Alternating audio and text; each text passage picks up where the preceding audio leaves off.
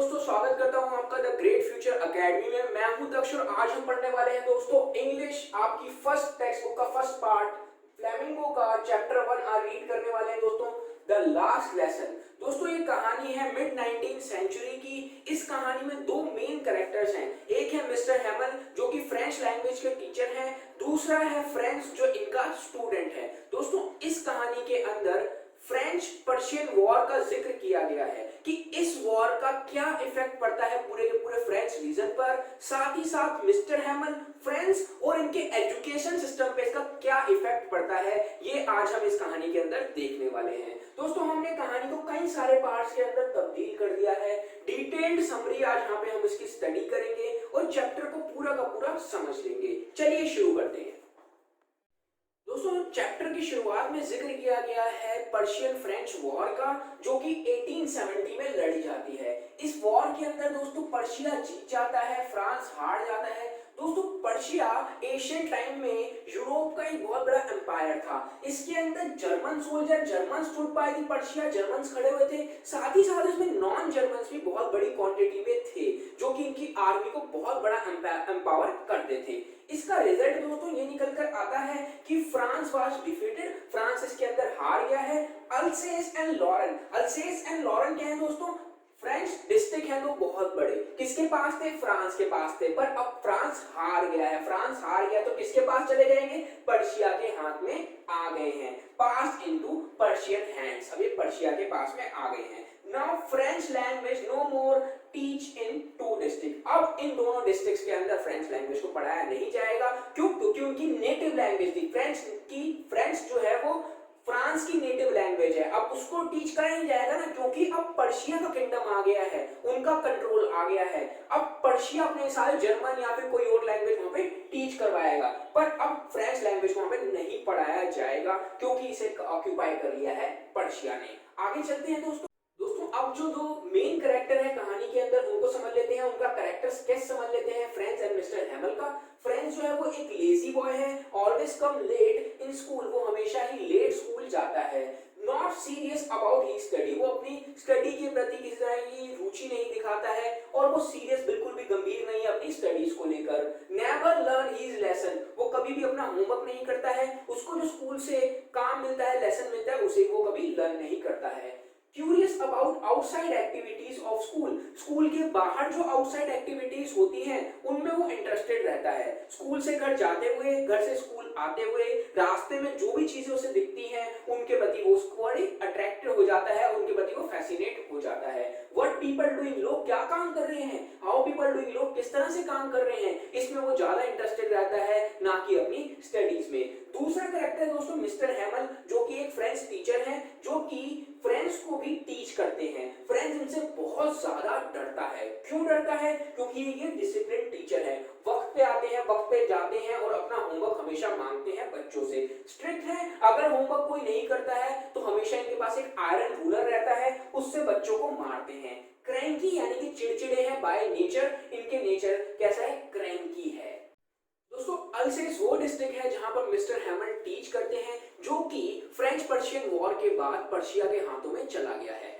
अब मिस्टर हेमल की last class है जो कि आज वो लेने वाले हैं फ्रेंच लैंग्वेज की। इसके बाद उन्हें अपनी सर्विस से रिटायरमेंट लेनी पड़ेगी और उनका काम हमेशा के लिए खत्म हो जाएगा। अब हम समझने वाले हैं atmosphere outside the school at last French class day. तो आज लास्ट फ्रेंच क्लास डे है, पर इस बात से बेखबर फ्रेंच अभी स्कूल आ रहा है और उसे स्कूल आने में बहुत टाइम लग रहा है। क्यों, क्योंकि उसे बहुत मजा आ रहा है बाहर की चीजों को देखकर। बाहर कैसा है, आउटर एटमॉस्फेयर कैसा है, ब्राइट एंड लवली डे है, बहुत ही अच्छा दिन है। Persian soldiers was drilling in open field, तो वो ड्रिल कर रहे हैं, ट्रेनिंग कर रहे हैं, प्रैक्टिस कर रहे हैं वहां पर पर्शियन सोल्जर। वो लोगों को देखते हैं, जैसे कि मैंने बताया कि how people doing, what people doing, तो उसे बड़ा अच्छा लगता है देखकर, तो पर्शियन सोल्जर को देखने रुक जाता है। पर उसको याद आता है कि यार मैं तो स्कूल के लिए लेट हो रहा हूं, पर वो आगे की तरफ भागता हुआ जाता है। तो रास्ते में उसे एक बहुत ज्यादा वंडर चीज दिखती है, वो ये होती है कि टाउन हॉल से गुजरते टाइम वो देखता है crowd stood front of bulletin board, बहुत सारे लोग यानी कि भीड़, क्राउड मतलब भीड़, बहुत सारे लोग बुलेटिन बोर्ड के सामने खड़े हुए हैं। वो इसको देख के बहुत ज्यादा वंडर हो जाता है। हमेशा से ही All the bad news had been coming there for last 2 years. पिछले 2 सालों से बुलेटिन बोर्ड के ऊपर सारी की सारी बुरी खबरें लग रही थी। फ्रेंड्स ये बात को जानता था, पर फ्रेंड्स उसको देखने नहीं जाता है। क्यों? क्योंकि वो स्कूल जाने के लिए लेट हो रहा होता है। उसके बाद क्या रहा है, Franz try to go quickly to school, और वो स्कूल के लिए लेट हो रहा होता है, इसलिए वो जल्दी जल्दी स्कूल जाने की कोशिश करता है। आज फ्रेंड्स बहुत ज्यादा डरा हुआ है क्योंकि उसने फ्रेंच लैंग्वेज के रूल्स ऑफ पार्टिसिपल्स याद नहीं करे हैं, जो कि मिस्टर हैमल का होमवर्क था। मिस्टर हैमल एक बहुत ज्यादा स्ट्रिक्ट टीचर हैं, बहुत ज्यादा स्कोल्ड करते हैं और बीट भी करते हैं बच्चों को, और फ्रेंड्स भी उनसे कई बार पिट चुका है, इसलिए अब वो बहुत ज्यादा डरा हुआ है कि मैंने याद नहीं करा है। अब वो स्कूल के अंदर एटमॉस्फेयर को देखता है, कुछ अलग तरह का स्कूल के अंदर एटमॉस्फेयर होता है। Atmosphere inside the school at last French class day, क्योंकि अभी तक उसे नहीं पता है कि आज लास्ट फ्रेंच क्लास है, अभी तक उसको नहीं पता है। तो everything is very still like Sunday morning, सब कुछ संडे मॉर्निंग की तरह शांत दिखाई दे रहा होता है, और दिनों से बिल्कुल अलग, सब कुछ शांत होता है, स्टिल होता है। और दिनों बेंचेस की आवाज आप स्कूल के अंदर सुन सकते हैं, बच्चों के पैर की टैप करने की आवाज सुन सकते हैं, टीचर्स की आवाजें और बहुत तरह की आवाजें स्कूल में रहती हैं। पर आज ऐसा लग रहा होता है कि जैसे कोई संडे हो, सब बिल्कुल शांत स्कूल के अंदर बैठे होते हैं।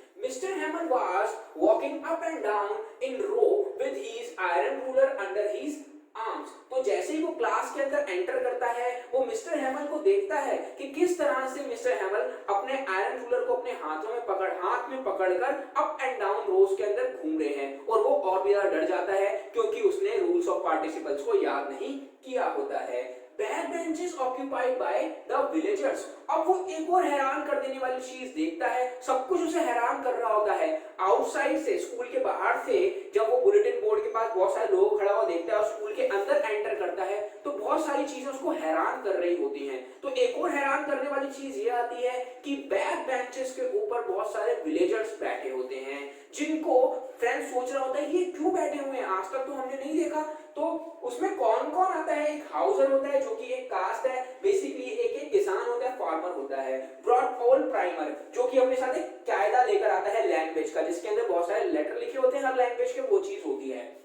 फॉर्मल मेयर भी यहाँ पर आता है, फॉर्मल पोस्ट मास्टर भी होता है जो पीछे बैक बेंचेस पे बैठे हुए हैं, और सेवरल अदर्स, बहुत सारे विलेज के लोग यहाँ पर बैठे होते हैं। लुकिंग सैड, सारे के सारे मायूस दिखाई दे रहे होते हैं, सैड दिखाई दे रहे होते हैं। उस दिन एक और हैरान कर देने वाली चीज जो फ्रेंड्स है वो ये देखता है कि changes in mister हैमल that day. Mister हैमल बहुत ज्यादा चेंज उस दिन दिखाई दे रहे होते हैं और दिनों के मुकाबले। और दिनों तो उनकी जो छवि है वो ये बनी हुई है कि वो स्ट्रिक्ट है, डिसिप्लिन्ड है और क्रैंकी है, पर आज वो अलग दिखाई दे रहे होते हैं। मिस्टर हैमल ड्रेस्ड वेरी वेल, उन्होंने बहुत अच्छे कपड़े पहन रखे होते हैं। ज्यादातर वो ये कपड़े प्राइज डे पे या फिर एनुअल डे पे पहनते हैं, पर आज फ्रेंड्स सोच रहा होता है किसी तरह कोई दिन नहीं है आज, फिर मिस्टर हैमल ने ऐसे कपड़े क्यों पहने हुए हैं। फ्रेंड्स बहुत ज्यादा डरा भी हुआ होता है, जैसा कि मैंने आपको बताया। ब्यूटीफुल ग्रीन कोट उन्होंने पहना होता है, प्रिंटेड शर्ट उन्होंने पहनी होती है, लिटिल ब्लैक सिल्क कैप एम्बॉर्डर्ड, तो उन्होंने एक लिटिल ब्लैक कलर की सिल्क कैप पहनी होती है जिसकी चारों तरफ बॉर्डर लगा हुआ होता है। वो ओनली इंस्पेक्शन ऑफ और प्राइस डे, वो केवल इसको इंस्पेक्शन और प्राइस डे पर पहनते हैं। Teaching in very gentle tone, और बहुत ही पोलाइटली बच्चों को पढ़ा रहे होते हैं, ऐसा उन्होंने कभी नहीं किया था। फ्रेंड्स इस चीज को देखकर ही बहुत ज्यादा हैरान हो जाता है। बिहेव पोलाइटली विद फ्रेंड्स, और फ्रेंड्स को बोलते हैं आओ फ्रेंड्स, तुम लेट हो गए फ्रेंड्स, फिर भी उसको कुछ नहीं कहते, आओ फ्रेंड्स बैठो, आराम से उसके साथ पेश आते हैं, नहीं तो उसे मारते हो। अब आज पर वो बहुत ही ज्यादा उससे पोलाइटली बिहेव कर रहे हैं। इसी बीच फ्रेंड्स जाके अपनी सीट के ऊपर बैठ जाता है। उसके बाद मिस्टर हैमल जो है एक इंपॉर्टेंट अनाउंसमेंट करते हैं पूरी क्लास के अंदर। Mister Hummels announcement in class, वो कहते हैं introduce the situation in class which creates after war. War के बाद जो सिचुएशन क्रिएट हो गई है कि अल्सेस और लॉरेन के अंदर अब फ्रेंच लैंग्वेज को और नहीं पढ़ाया जाएगा। अब वो कहते हैं आज मेरा लास्ट डे है, आज मैं लास्ट बार टीच करने वाला हूं। उसके बाद कहते हैं कि effect of mister Hamel's word on friends, इन शब्दों का फ्रेंड्स के ऊपर क्या इफेक्ट पड़ता है वो भी देख लेते हैं। Come like thunderbolt to little friends, thunderbolt की तरह जैसा बिजली गिरती है उस तरह से शब्द फ्रेंड्स के ऊपर गिरते हैं, और फ्रेंड्स बहुत ही ज्यादा मायूस हो जाता है इस चीज को देख। He understand the outside and inside our atmosphere. तो अब वो समझ जाता है कि बाहर वो लोग बुलेटिन बोर्ड के सामने क्या देख रहे थे, वो स्कूल इतना शांत क्यों है, मिस्टर हैमर ने नए कपड़े क्यों पहने हुए हैं, क्यों विलेजर्स बैक बेंचेस पर बैठे हुए हैं, मिस्टर हैमर हम्बली कैसे बात करने हैं। तो फ्रेंड्स सब कुछ समझ जाता है कि आज लास्ट लेसन है, लास्ट क्लास है फ्रेंच लैंग्वेज की। वेरी डिप्रेस्ड फ्रेंड्स, इस चीजों को देखकर, इन चीजों को समझकर कि आज लास्ट क्लास है, फ्रेंड्स बहुत ज्यादा क्या हो जाता है, डिप्रेस्ड हो जाता है, बहुत ज्यादा मायूस हो जाता है। Forget his ruler and cranky nature, वो सब कुछ भूल जाता है मिस्टर हैमल के बारे में, उनका बुरा नेचर, उनका ऐसा स्वभाव कुछ भी उसको याद नहीं रहता है और अपने आप पे एक तरह से अफसोस जता रहा होता है, क्यों मैंने फ्रेंच लैंग्वेज को क्यों नहीं पढ़ा, क्यों मैंने इनका होमवर्क नहीं करा। दोस्तों यहाँ तक आपको समझ में आ गया। आगे चलते हैं। When Mr. Hamel asked rules of participles to friends, अब वो घड़ी आ गई थी जब मिस्टर हैमल को अपना होमवर्क चाहिए था जो उन्होंने फ्रेंड्स को दिया था। He asked about the rules of participles to friends। अब उसके बाद क्या होता है, mixed up in first word and stood there। Mister हैमल जब पूछते हैं फ्रेंड्स से, खड़े हो रूल्स ऑफ पार्टिसिपल सुनाओ, तो मिस्टर हैमल का ये बात सुनकर फ्रेंड्स खड़ा होता है और बोलने की कोशिश करता है, पर वो मिक्स्ड अप हो जाता है। फर्स्ट वर्ड के अंदर वो कुछ भी नहीं बोल पाता क्योंकि उसने कुछ पढ़ाई करी ही नहीं थी। Heart beating fast, not dare to look up, उसकी हार्ट बहुत तेज चलना शुरू हो जाता है ना, वो बहुत डर जाता है क्योंकि पहले से ही वो उनसे बहुत डरता था और वो ऊपर देखने का भी साहस नहीं कर रहा होता, इतना डेयर भी नहीं होता कि वो ऊपर की तरफ देख सके, मिस्टर हैमल की आंखों में देख सके। Mister Hamel did not scold to Franz, वो उसको नहीं डांटते हैं, बिल्कुल नहीं डांटते, कुछ नहीं कहते हैं। ही जस्ट नोटिफाई फ्रेंड्स मिस्टेक्स, पर वो सिर्फ फ्रेंड्स की मिस्टेक को नोटिफाई कराते हैं कि तुम हमेशा से ही बचने की कोशिश करते रहे हो, कभी भी पढ़ाई में तुम्हारी कोई दिलचस्पी नहीं रही, रुचि नहीं रही और तुम अपनी खुद की मदर टंग को नहीं बोल पाते हो। ये कितनी बड़ी शेमफुल बात है, कितनी बड़ी बेइज्जती वाली बात है कि आप अपनी मदर टंग को नहीं बोल पाते हो, ना ही इसको पढ़ पाते हो, ना ही इसको समझ पाते हो। Mister हैमल also blame his parents and himself also, वो खुद को भी और उसके पेरेंट्स को भी ब्लेम करते हैं। उसके पेरेंट्स भी उसको इस चीज की तरफ फोर्स नहीं करते हैं, उसकी लैंग्वेज सीखने की तरफ या फिर उसकी स्टडीज पे ध्यान नहीं देते हैं और वो खुद को भी बोलते हैं कि जब मुझे पढ़ाना होता था तो मैं बहुत सारे वेकेशन, बहुत सारी छुट्टियां लेकर चला जाता था और फिशिंग करता था और अदर एक्टिविटीज करता था, मैं भी तुम्हें पढ़ाने में असमर्थ रहा हूँ। साथ ही साथ तुम्हारे पेरेंट्स भी यही चाहते हैं कि आप थोड़े से पैसे कमा सको और उनका घर जो है वो चल सके, इसके लिए उनकी आर्थिक रूप से फाइनेंशियली मदद कर सको। तो इसमें मिस्टर हैमल तीनों की गलती निकालते हैं, फ्रेंड्स की भी, खुद की भी और उसके पेरेंट्स की भी, क्योंकि ये लास्ट डे होता है दोस्तों लेसन का, इसलिए मिस्टर हैमल सब चीजों को यहाँ पर बयान कर रहे होते हैं। आगे चलते हैं। ये सब एलिगेशन करने के बाद मिस्टर हैमल फ्रेंच लैंग्वेज की स्पेसिफिकेशन बताते हैं। कहते हैं mister हैमल talk about French language, कहते हैं क्लियरेस्ट लैंग्वेज है, इसकी टोन बहुत ज्यादा क्लियर है, जब बोलते हैं तो बहुत ज्यादा ब्यूटीफुल लगता है। Most logical of all languages, सारी लैंग्वेजेस में जो फ्रेंच लैंग्वेज है सबसे ज्यादा लॉजिकल है, इसकी ग्रामर बहुत अच्छी है, इसमें यूज होने वाले वर्ड्स जो है बहुत ज्यादा स्पेसिफाई हैं और बहुत अच्छे हैं। की ऑफ एनस्लेव, एनस्लेव होता है दोस्तों गुलामी से आजाद होना, तो जो लैंग्वेज है वो क्या जगाती है, पैट्रियोटिज्म जगाती है, इसकी वजह से लोग इकट्ठे हो जाते हैं और इकट्ठे होके आजादी की लड़ाई लड़ते हैं जो उनको गुलाम बनाने वाली कंट्री होती है उसके खिलाफ। तो फ्रेंच लैंग्वेज को भी वो बताते हैं की ऑफ एनस्लेव, तो एक लैंग्वेज जो है, फ्रेंच लैंग्वेज जो है, इसी ने ही एनस्लेव कराने के लिए लोगों के देशभक्ति जगाई और पैट्रियोटिज्म जगाया। आगे कहता है when the last lesson start, उसके बाद दोस्तों लास्ट लेसन जो है वो स्टार्ट हो जाता है। इसके बाद मिस्टर हैमल लेसन स्टार्ट करते हैं। When the last lesson start, सब लोग उनका लेसन सुनने के लिए एकदम एंथुसियास्टिक होते हैं, तैयार रहते हैं, उत्सुक होते हैं। Friends understand very well everything, जब मिस्टर हैमल लेसन को स्टार्ट करते हैं तो फ्रेंड्स एक चीज देख के बहुत ज्यादा वंडर हो जाता है कि उसको सब कुछ समझ में आ रहा होता है, एवरी वर्ड, एवरी लेटर, सब कुछ वो ठीक से समझ पा रहा होता है फ्रेंच लैंग्वेज का, जो वो पहले कभी नहीं समझ पाया था। Mister हैमल explain everything very patiently, इससे पहले मिस्टर हैमल ने कभी इतने पेशेंटली नहीं पढ़ाया था। हमने उनके कैरेक्टर के बारे में समझा, बहुत ज्यादा क्रैंकी थे, चिड़चिड़े थे, कभी इतने पेशेंस से नहीं पढ़ाते थे, पर आज वो बहुत ज्यादा पेशेंसली पढ़ा रहे थे, बहुत ज्यादा कामली पढ़ा रहे थे बच्चों को, और बच्चे बच्चे भी उनकी बात बहुत ज्यादा सीरियसली सुन रहे थे, सबको हर चीज समझ में आ रही थी, खासकर फ्रेंच को जो कभी भी चीजों को समझ नहीं पाता था। फ्रेंच लैंग्वेज हमेशा इसके ऊपर से जाती थी, पर आज उसे एकदम सब कुछ समझ में आ रहा था। Everybody was listening very seriously। हर कोई क्लास के अंदर जो भी लोग बैठे हुए थे बहुत ज्यादा सीरियसली मिस्टर हैमल को सुन रहे थे, क्योंकि आज लास्ट क्लास थी किसकी, फ्रेंच लैंग्वेज की। तो एक तरह से ट्रिब्यूट देना चाहते थे, उनको श्रद्धांजलि देना चाहते थे उनकी सर्विस के लिए। आगे चलते हैं। अपना लेक्चर खत्म करने के बाद उनको रिटर्न वर्क देते हैं। रिटर्न वर्क देने के लिए उनके पास क्या होती है, न्यू कॉपीज डिस्ट्रीब्यूशन होता है, यानी कि नई कॉपीज देते हैं वो अपनी तरफ से, जिसमें सारे के सारे लोग जो क्लास के अंदर बैठे हैं वो रिटर्न वर्क करेंगे by mister Hamel for writing lesson. Writing lesson, write करने के लिए जो लेसन उन्होंने पढ़ाया है उसके लिए वो कॉपीज देते हैं। उसके बारे में बता रहा है कि beautiful and round word written, उसके ऊपर कुछ सुंदर शब्द लिखे हुए थे। लिखा था फ्रांस अल्सेस, फ्रांस अल्सेस, फ्रांस अल्सेस, फ्रांस अल्सेस। चार वर्ड्स लिखे, चार जो वर्ड्स हैं वो लिखे हुए थे। लुकिंग लाइक स्मॉल फ्लैग्स, और ये कॉपीज छोटी छोटी बुकलेट्स थी और छोटे छोटे झंडियों की तरह दिखाई दे रही थी, झंडों की तरह दिखाई दे रही थी। Everybody quietly sat on work। हर कोई अपने काम में गंभीरता से उन कॉपियों को में रिटर्न वर्क करने लग जाता है, गंभीर हो जाता है अपने काम के प्रति। और कुछ डिस्ट्रैक्शन इसी बीच उनके बीच होती है। क्या होता है, beetles flow in class, beetles उड़ते हुए विंडो से क्लास के अंदर आ जाते हैं, पर कोई इस पे ध्यान नहीं देता, कोई इनको देखता भी नहीं है, सब अपने काम में मग्न होते हैं। और pigeon cooed on roof, roof के ऊपर पीजन भी जो है वो कूड कर रहे होते हैं, आवाजें निकाल रहे होते हैं। इसी बीच फ्रेंच सोचता है कि क्या क्या मिस्टर हैमल जो है वो इन पीजन्स को भी क्या फ्रेंच लैंग्वेज में गाना सिखा सकते हैं, क्या इनको भी बोलना सिखा सकते हैं। तो इतना मतलब कि वो पढ़ाई मतलब उस चीज के अंदर, फ्रेंच लैंग्वेज को पढ़ने के अंदर इतने मग्न हो जाते हैं सारे के सारे, इवन फ्रेंच भी, कि उनको फ्रेंच लैंग्वेज के अलावा और कुछ दिखाई नहीं दे रहा होता है। आगे चलते हैं।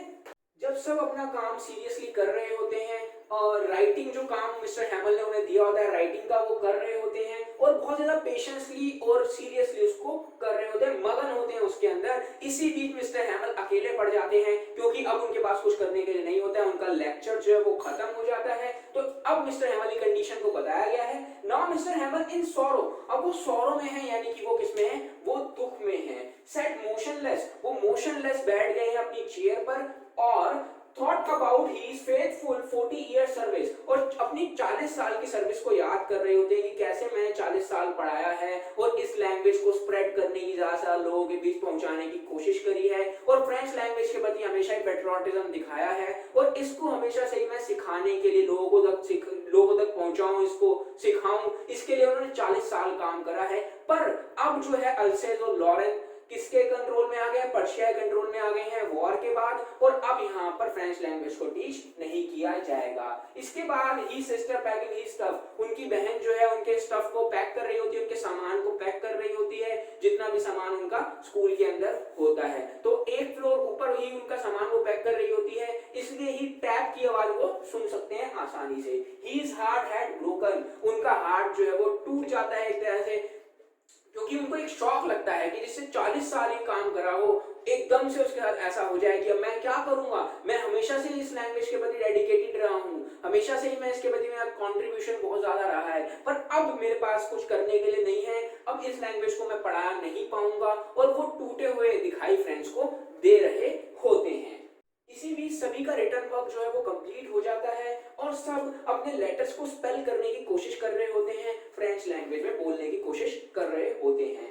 और इसके अंदर जो जिक्र किया गया है वो हाउजर का किया गया है। इसके बाद when Houser old farmer read primer, जो हाउजर है वो एक ओल्ड फार्मर है, एक किसान है बूढ़ा, और जो अपने साथ एक प्राइमर लेकर आया, यानी कि एक कायदा लेकर आया है लैंग्वेज का, जिसके अंदर सारे लेटर्स लिखे हुए हैं। उसके बाद वो उसको स्पेल करने की कोशिश कर रहा है सभी के साथ में, spelling the letters with others, दूसरों के साथ में बोलने की कोशिश कर रहा होता है। Voice was trembled with emotions, उसकी आवाज जो वो कांप रही होती है, ट्रम्बल कर रही होती है इमोशंस में। क्राइंग टू, और वो रो भी रहा होता है कि अब हम इस मतलब एक होता है ना जुड़ाव लैंग्वेज के साथ, बहुत ज्यादा जुड़ाव था, पेट्रियोटिज्म था, देशभक्ति है, जैसे हमारी हिंदी के साथ में है ना, कि इस लैंग्वेज को अगर टीच नहीं किया जाएगा तो हमें भी रोना आ जाएगा। तो वही चीज इधर लग रही थी कि हमारे बच्चे, हाउजर ये सोच रहा था हमारे बच्चे, हमारे आने वाली पीढ़ी इवन हम भी अब जो है वो इस लैंग्वेज को पढ़ नहीं पाएंगे, जो दुनिया की सबसे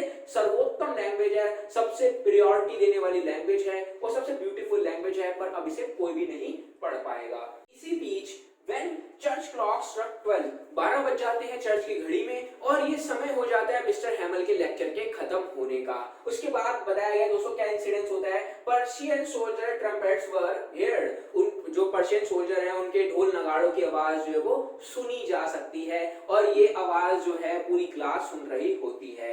mister Hamel try to say something but choked, mister Hamel lecture खत्म होने के बाद सीट से उठते हैं और कुछ बोलने की कोशिश करते हैं पर वो कुछ भी नहीं बोल पाते हैं, उनका गला ऊपर तक भर आता है। एक होता है ना इमोशंस, उनके इमोशंस बाहर निकल के आ रहे होते हैं और जब इमोशन में वो कुछ भी बोल नहीं पाते हैं। इसके बाद turn to blackboard, blackboard की तरफ वो बढ़ते हैं, राइट, उसके बाद वो लिखते हैं विव ला फ्रांस, विव ला फ्रांस वो लिखते हैं। इसका मतलब होता है लॉन्ग लिव फ्रांस, फ्रांस जीता रहे, फ्रांस अमर रहे, उसकी लाइफ जो हमेशा बड़ी रहे। ये बताता है उनके पैट्रियोटिज्म को कि कितने ज्यादा वो पैट्रियोटिज्म को दिखाया गया है चैप्टर के अंदर की जो मिस्टर हैमल है वो कितने ज्यादा पैट्रियोटिक हैं और वो सभी लोग जो क्लास के अंदर हैं वो भी कितने पैट्रियोटिक हैं। वो सारे लोग जो विलेजर्स हैं वो भी वहां पर आए हैं उन मिस्टर हैमल की 40 साल की सर्विस को एक तरीके से ट्रिब्यूशन देने और उनकी कंट्रीब्यूशन को, उनके सैक्रिफाइसेस को, उनके काम को एक तरीके से एक सराहना करने उनकी। तो यही चीज इधर बताई गई है कि लैंग्वेज का कितना ज्यादा असर होता है हमारे जन जीवन के ऊपर, हमारी लाइफ के ऊपर, इवन फ्रेंड्स के ऊपर भी लास्ट डे इस लैंग्वेज का कहीं ना कहीं असर पड़ा है और ये बताता है कि हर कोई अपनी लैंग्वेज के साथ कितना ज्यादा देशभक्ति को दिखाता है। ये चैप्टर यहाँ पे अंत हो जाता है दोस्तों और ये चैप्टर हमने पूरा समझ लिया है। फिर भी अगर इस चैप्टर से रिलेटेड कोई भी इंक्वायरी आपकी हो तो नीचे मुझे कमेंट में पूछ सकते हैं, डेफिनेटली मैं उसका आंसर करूंगा। जल्द ही दोस्तों हम दूसरा चैप्टर भी लेकर आएंगे। चलिए मिलते हैं अब अगले चैप्टर के साथ।